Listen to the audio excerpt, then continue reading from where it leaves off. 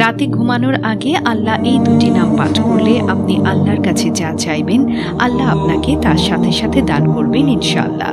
যদি আপনি চাকরি চান তাহলে চাকরি পেয়ে যাবেন। ব্যবসায় সফল হতে চাইলে ব্যবসা সফল হবে।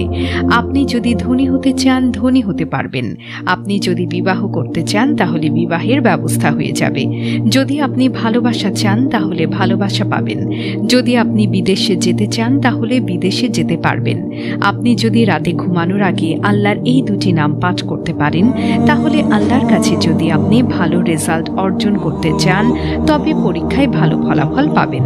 আপনি অসুস্থ হলে যদি আপনি সুস্থতা চান তবে সুস্থতা আপনি অর্জন করতে পারবেন ইনশাআল্লাহ। আপনি যদি গুনাহ মাফের জন্য দোয়া করেন তবে গুনাহ মাফ হয়ে যাবে।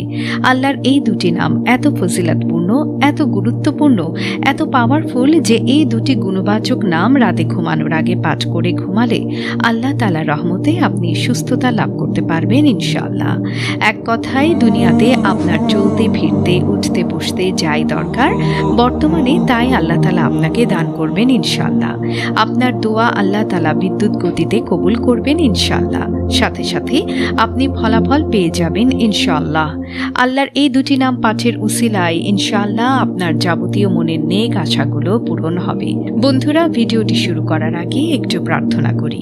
হে আল্লাহ, আমাদের সকল প্রকার গুনাহ থেকে রক্ষা করুন। যারা যারা গুনাহ থেকে রক্ষা পেতে চান সকলেই কমেন্টে লিখুন আমিন। প্রিয় দর্শক, আল্লাহর এই দুটি নামের আমল অত্যন্ত কার্যকরী, তাই আপনারা অবশ্যই এই দুটি নামের জিকির রাতে ঘুমানোর পূর্বে করতে ভুলবেন না। এই ক্ষেত্রে একটি ঘটনার ব্যাপারে জনশ্রুতি আছে যে এক মূর্তি পূজন সনাম সনাম সনাম এটি বলে বহু বছরের মতো ডাকছিল, কারণ তার মূর্তির নাম ছিল সনাম। তো সেই ব্যক্তি অনেক বছর ধরে সে মূর্তি পূজা করত এবং সে সনামকে সনাম বলেই ডাকে, কিন্তু তার মূর্তি দেবতা কোনোদিনও তার ডাকে সাড়া দিল না, তাকে সাহায্য করল না। হঠাৎ মুখ থেকে সনামের পরিবর্তে সমাদ শব্দটি বের হয়ে গিয়েছিল। তো এই সমাদ শব্দটা যখন তার মুখ থেকে বের হয়ে গেল তখন আল্লাহ তাআলা ইশারায় সে ব্যক্তির মনোবাসনা পূর্ণ করা হলো।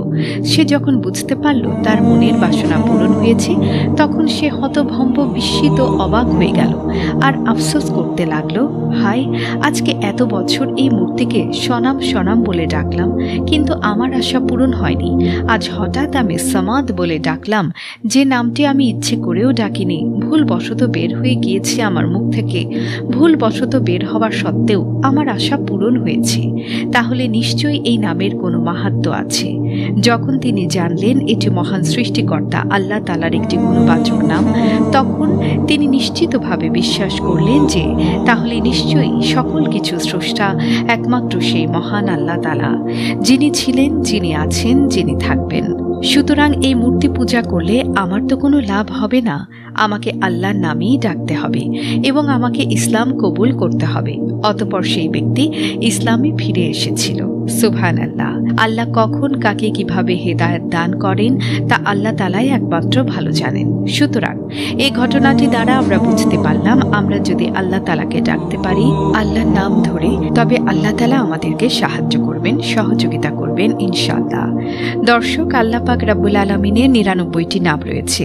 আপনার যেটা ভালো লাগে সেটাই আপনারা পড়তে পারবেন। আল্লাহ তাআলা নির্দিষ্ট করে কোনো নামের জিকির নির্ধারণ করে দেননি যে আপনি এই নামটি পড়তে পারবেন এবং এই নামটি পড়তে পারবেন না, এরকমটা নয়। বরং পবিত্র কুরআনে সূরা আরাফে আল্লাহ তাআলা